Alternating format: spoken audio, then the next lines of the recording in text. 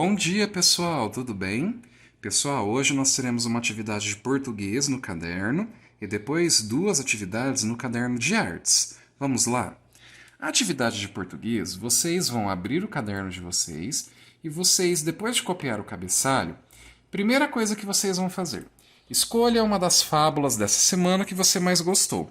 Entre as fábulas do leão, da vaca, da cabra e da ovelha, das árvores e o machado, do touro e da rã, e da raposa e as uvas, qual que você mais gostou?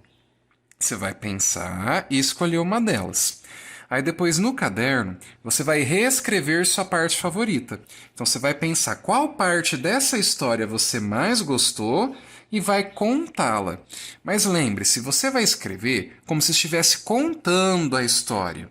Então você não vai escrever, eu gostei da parte que o machado tal. Não, você não vai escrever isso. Você vai contar como se estivesse lendo a história, como se você estivesse contando para alguém. Por exemplo, o machado estava no chão, então as árvores decidiram dar para ele um cabo. É um jeito que você pode contar. É como se você estivesse contando a história mesmo. Então você vai escrever do jeito que você souber. Depois, pessoal, a atividade de artes. No caderno de artes, a gente vai fazer duas coisas. Primeiro, em uma folha nós vamos desenhar o cenário da fábula. Então você vai fazer o ambiente onde eles estavam, onde que aconteceu essa fábula. Isso em uma folha. Depois, na outra, você vai fazer os personagens. Por que a gente vai fazer separado? Porque a gente vai recortar e colar os personagens no cenário. O professor fez os desenhos e eu vou mostrar para vocês. Então, pessoal, o que o professor fez aqui? Eu fiz o desenho do fundo da história A Raposa e as Uvas, como um exemplo para vocês fazerem com a fábula que vocês escolheram.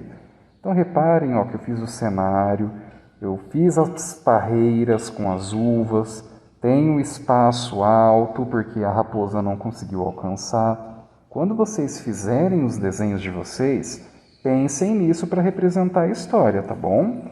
Então, nessa folha vocês só vão fazer o fundo. Agora, na próxima, nós faremos os personagens, porque nós recortaremos. Se vocês não tiverem tesoura, nós utilizaremos a mão.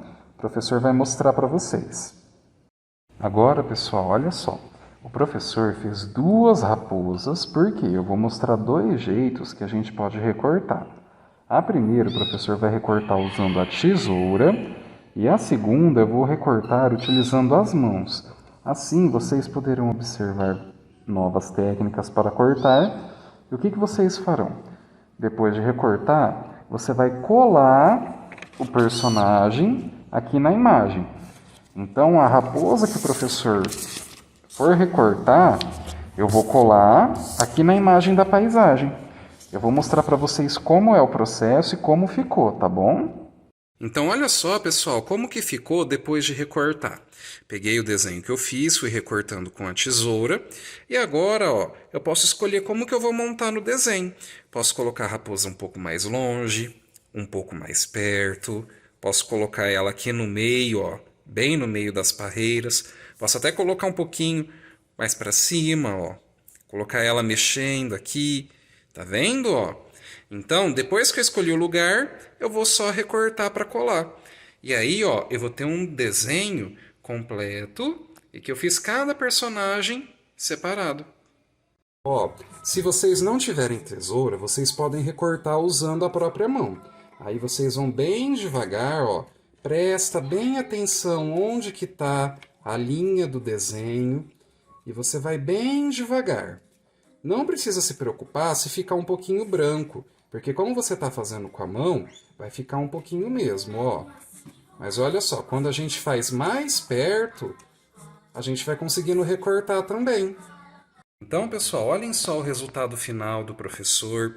Tem também o aluno Daniel, da nossa turma, que ele já fez o dele. E olha só como que ficou também.